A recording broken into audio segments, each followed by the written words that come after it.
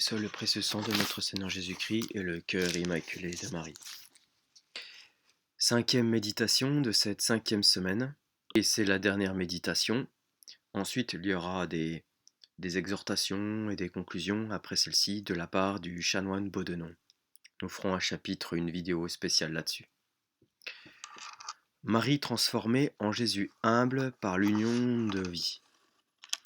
Premier point, Jésus vivant en Marie. Deuxième point, Jésus vivant en nous. Préparation pour la veille. Nous méditerons demain cette belle union de vie que forme la grâce et que couronnera la gloire. Union mystérieuse mais certaine.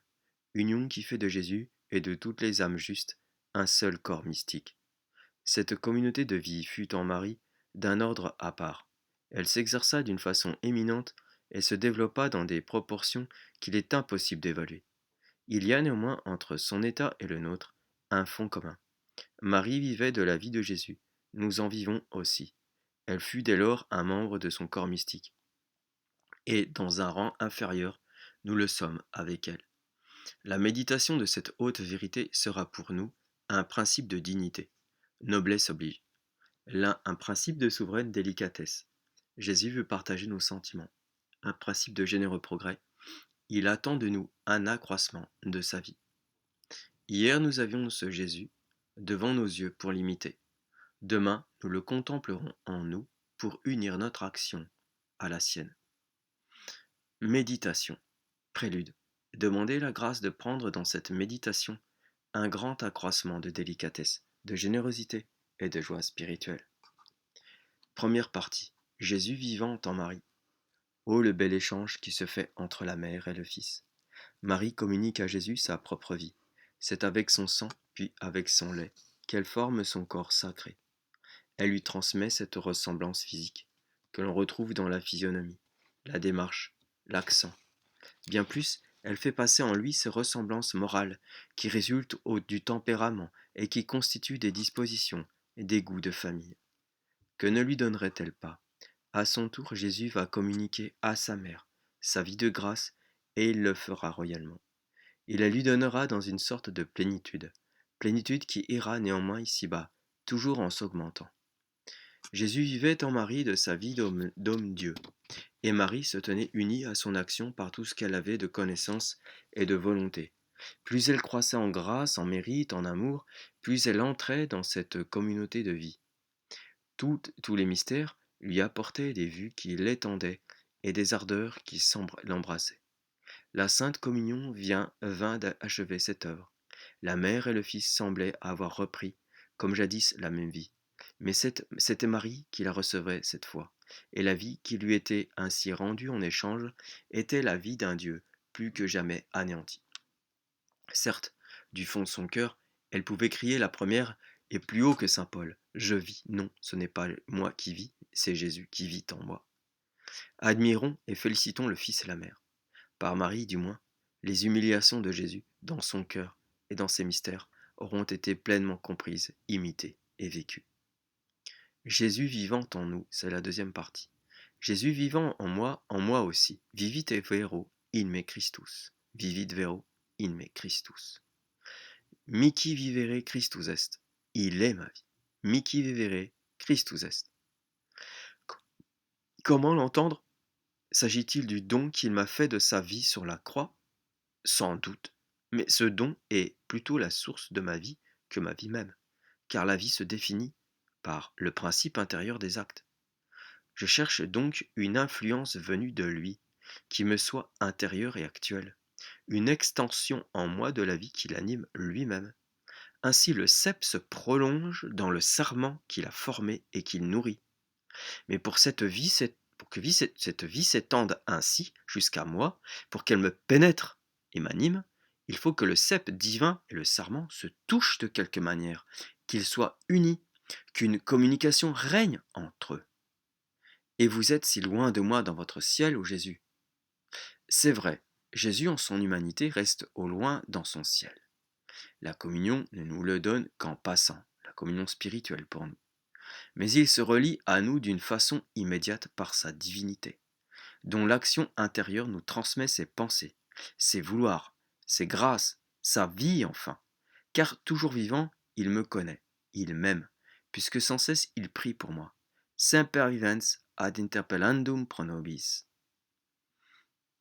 Si j'évoque le passé pour retrouver le Jésus de l'Évangile, si, pour le mieux voir et le mieux entendre, je me transporte pieusement au lieu où il vécut, si j'aime à distinguer les traits de son visage et le son de sa voix, pourquoi n'évoquerais-je point un autre lointain, celui du ciel, pour le rapprocher de mon cœur? Jésus vit là-haut dans la gloire, mais il n'y veille pas pour lui seul. Il est le chef toujours agissant de l'humanité régénérée. Quand ma prière s'élève vers lui, mêlée à mille et mille autres prières venues de toutes les plages de la terre, il la distingue et il l'écoute, comme s'il n'avait à écouter que celle-là. Il a suivi mes pas dès ma première enfance. Rien de moi ne lui fut étranger, pas même mes douleurs humaines. Il a vu sur mon avenir une pensée. Il a sur mon avenir, pardon. Une pensée, il a sur mon avenir une pensée, un plan et de beaux désirs. J'aime à me le représenter, pensif à cette heure, et c'est à moi qu'il pense. Je le vois suppliant devant son Père, et c'est une grâce, un pardon, un progrès qu'il implore pour moi.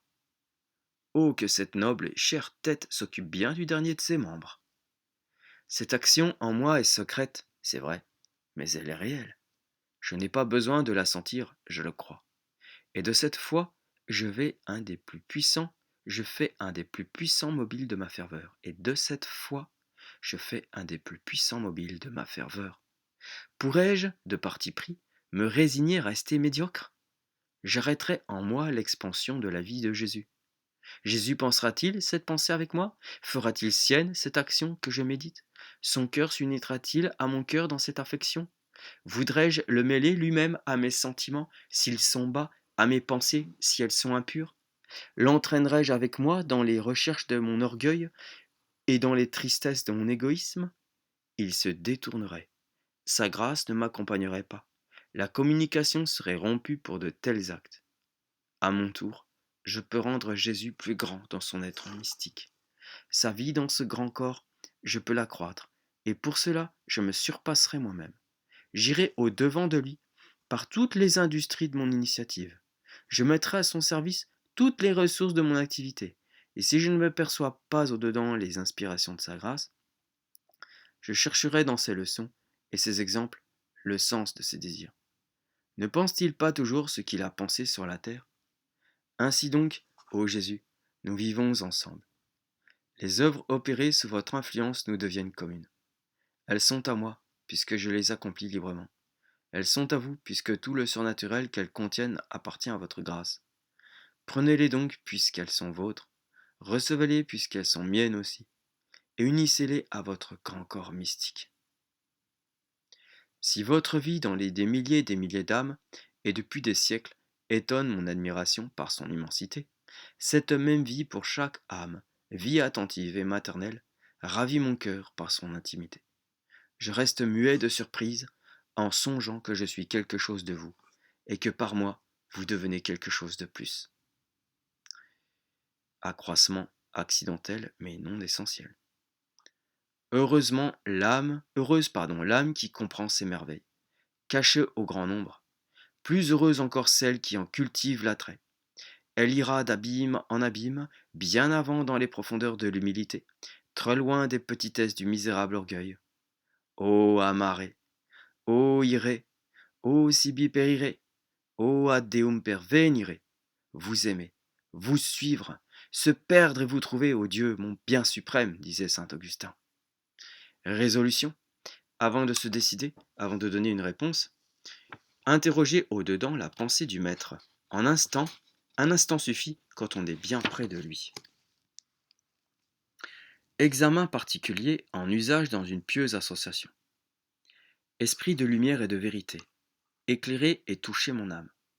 Convaincu de l'infinie bonté de notre Seigneur et de ma particulière misère et ingratitude, me suis-je, puisqu'il le veut bien, abîmé dans son cœur doux et humble? M'y suis-je tenu caché, anéanti, et abdiquant toute vie trop personnelle pour vivre de sa vie à lui? L'ai-je considéré à s'anéantissant avec moi devant son Père dans l'acte d'humilité du matin, dans la sainte communion spirituelle et dans les exercices de piété? s'anéantir pour adorer, rendre grâce, réparer et prier. Lui ai-je procuré cette joie qu'il recherche, de savourer en moi les humiliations extérieures ou intérieures, humiliations venant de Dieu, du prochain, de moi-même, de toute chose contraire? Me suis-je tourné avec lui contre moi, quand mon orgueil et mon jugement personnel se sont fait sentir? Me suis-je alors promptement uni au mépris qu'ils inspirent à Jésus vivant en moi? Me suis-je rappelé que c'est Jésus doux et humble qui doit vivre en moi, dans cet esprit, avec mes supérieurs? Me suis-je tenu en lui, tout petit, tout simple, me sentant entre les mains de Dieu, avec tout prochain, en ne parlant de moi que dans la mesure de la simplicité, abandonnant, méprisant même, quand il y a lieu, mon amour, mon propre sentiment? J'allais dire mon amour propre, mais c'est la même chose. Envers les inférieurs, en ne témoignant aucune exigence et au contraire beaucoup de douceur? Ai-je mis ma règle de discernement dans cette simple question: Jésus peut-il penser avec moi cette pensée? Aimer avec moi cette affection? M'accompagnera-t-il dans cette démarche?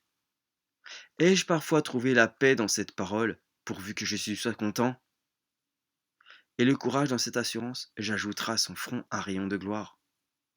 Ai-je eu à cœur de le faire toujours vivre, grandir et se complaire en moi? En Jésus, ai-je abdiqué toute préoccupation personnelle, oubliant celle qui n'est pas, pour m'occuper surtout de celui qui est? Ai-je rapporté à Dieu tout bien? Ai-je compté absolument sur lui pour triompher de tout mal? Ô Jésus doux et humble de cœur, vivez librement en mon âme. Fin de toutes les méditations du Père Baudouin. Nous verrons dans la prochaine vidéo des élévations des rapports de l'humilité et de l'amour divin. C'est un très joli passage, assez poétique, vous verrez. Et en même temps, c'est l'histoire entre un dialogue en fait entre l'amour, la charité et l'humilité. Puis nous verrons des conseils pour la conclusion de ces exercices. Voilà. Gloria natissimis Deo et in terra pax omnibus bone voluntatis.